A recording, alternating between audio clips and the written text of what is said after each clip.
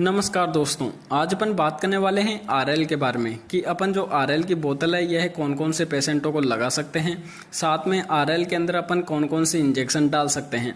तो पूरी जानकारी आपको इस चैनल पर मिलने वाली है, तो आप वीडियो को अंत तक जरूर देखना।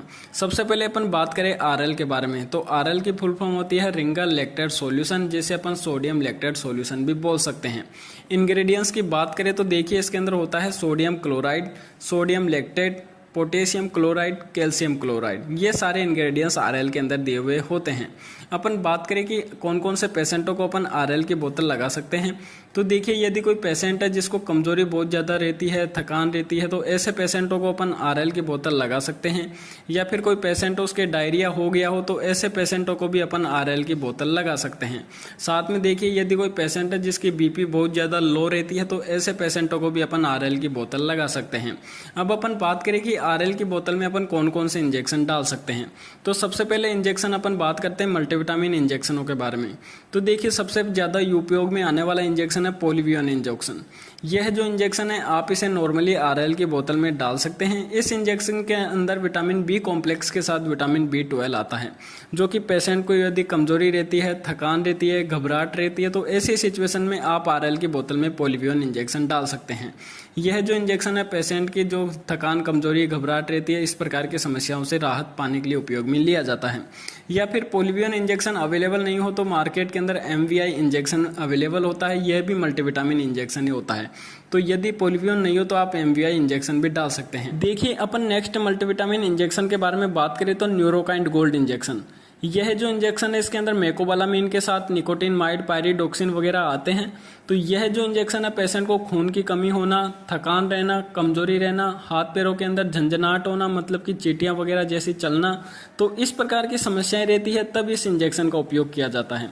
तो देखिए यदि पेशेंट के कमजोरी हो रही है, खून की कमी है, हाथ पैरों में झंझनाहट वगैरह हो रही है, तो ऐसी सिचुएशन में आप न्यूरोकाइंट इंजेक्शन अपन जो ड्रिप है उसमें डाल सकते हैं। देखिए पोलिवियन इंजेक्शन भी अपन डाल सकते हैं, या फिर MVI इंजेक्शन, या फिर न्यूरोकाइंट गोल्ड इंजेक्शन। मैं आपको बता दूं कि यदि आप एक बोतल के अंदर एक इंजेक्शन डाल रहे हो तो आप उसके अंदर 2-3 इंजेक्शन मिक्स नहीं करें। यदि आप पोलिवियन डाल रहे हो तो सिर्फ उसके अंदर पोलिवियन ही रहने दें, उसके अंदर आप न्यूरोकाइंट प्लस या फिर MVI वगैरह जो इंजेक्शन है यह नहीं डालें। केवल एक इंजेक्शन अपन एक बोतल के अंदर डाल सकते हैं। तो देखिए अपन अब नेक्स्ट इंजेक्शन के बारे में बात करें तो आरएल के अंदर आप डाइक्लो इंजेक्शन भी डाल सकते हैं, जिसके अंदर होता है डाइक्लोफेनिक। देखिए यह जो डाइक्लोफेनिक इंजेक्शन है IM फ्रोम के अंदर भी अवेलेबल रहता है, उसे अपन ओनली IM लगा सकते हैं। और यह जो इंजेक्शन है IV इन्फ्यूजन और IM के अंदर भी आता है, जिसे अपन पेशेंट के IV इन्फ्यूजन यानी कि बोतल के अंदर डालकर भी लगा सकते हैं। तो आप जो इंजेक्शन है उसके ऊपर अच्छी तरह देखकर ही यूज करें कि यह जो इंजेक्शन है IV इन्फ्यूजन भी है या नहीं है। यदि IM हो तो आप इसे IM ही लगाएं, ड्रिप में नहीं डालें। अगर वह इंजेक्शन IV इन्फ्यूजन वाला है तो आप उसे आरएल की बोतल में नॉर्मली डाइक्लोफेनिक इंजेक्शन भी डाल सकते हैं, पेशेंट को कोई दिक्कत नहीं होगी।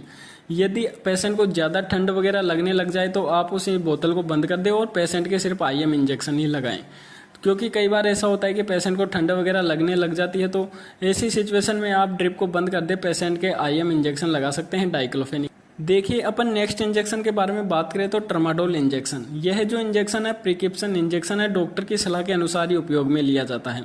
तो यदि कोई डॉक्टर बोलता है कि आप इसे ट्रामाडोल की ड्रिप लगा दीजिए तो आप नॉर्मली आरएल के अंदर ट्रामाडोल इंजेक्शन डाल सकते हैं। पेशेंट को दर्द से राहत पाने के लिए इस इंजेक्शन का उपयोग किया जाता है, चाहे वह पेट के अंदर हो रहा दर्द हो, चाहे पेशेंट की छाती में दर्द हो रहा हो, चेस्ट पेन हो रहा हो, तो इस प्रकार के जो दर्द रहते हैं उसमें ट्रामाडोल इंजेक्शन बहुत ही अच्छा काम करता है। देखिए अपन नेक्स्ट इंजेक्शन के बारे में बात करें कि आरएल की बोतल में और अपन कौन सा इंजेक्शन मिला सकते हैं, तो रेनटेक इंजेक्शन। रेनटेक के अंदर होता है रेनिटिडिन, जो कि अपन को गैस की समस्या रहती है तो उससे राहत पाने के लिए उपयोग में लिया जाता है। तो यदि कोई पेशेंट है जिसको गैस की बहुत ज़्यादा समस्या है तो आप आरएल की बोतल में रेनटेक इंजेक्शन भी डाल सकते हैं। देखिए अपन नेक्स्ट इंजेक्शन के बारे में बात करें तो डेक्सोना इंजेक्शन। डेक्सोना के अंदर होता है डेक्सामेथासोन, जो कि पेशेंट को एलर्जिक समस्याओं में उपयोग में लिया जाता है। तो आप नॉर्मली आरएल की बोतल में डेक्सोना इंजेक्शन भी डाल सकते हैं।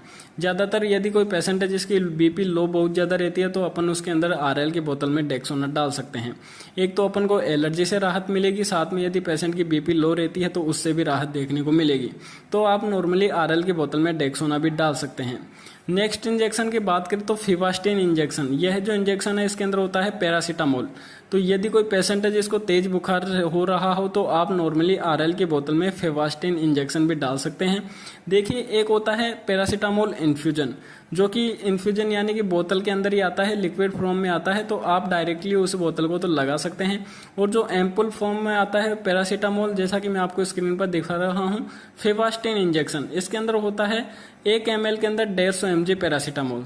तो यह जो इंजेक्शन है 2 ml का आता है, जिसके अंदर आपको 300 mg पैरासीटामोल जो देखने को मिलता है। तो आप नॉर्मली आरएल की बोतल में ये जो इंजेक्शन है डाल सकते हैं, पेशेंट को बुखार से राहत देखने को मिलेगी। तो देखिए, मैंने आप सभी को सारी जानकारी इस वीडियो में दे दी है कि आरएल की बोतल अपन पेशेंट के कब लगा सकते हैं और ऐसे कौन कौन से इंजेक्शन है जो कि अपन आरएल की बोतल में डाल सकते हैं। तो देखिए, सारी जानकारी आपको इस वीडियो में मिल गई है। तो यदि आपको इस वीडियो से थोड़ी भी नॉलेज मिली तो यार वीडियो को जरूर से जरूर लाइक कर देना, और चैनल को अगर आपने अभी तक सब्सक्राइब नहीं किया तो यार सब्सक्राइब करके बेल आइकन को दबा देना, ताकि जब भी हम अगला वीडियो डालें तो उसका नोटिफिकेशन आपको सबसे पहले मिल सके। तो फिर मिलते हैं अगले वीडियो में, जब तक के लिए जय हिंद।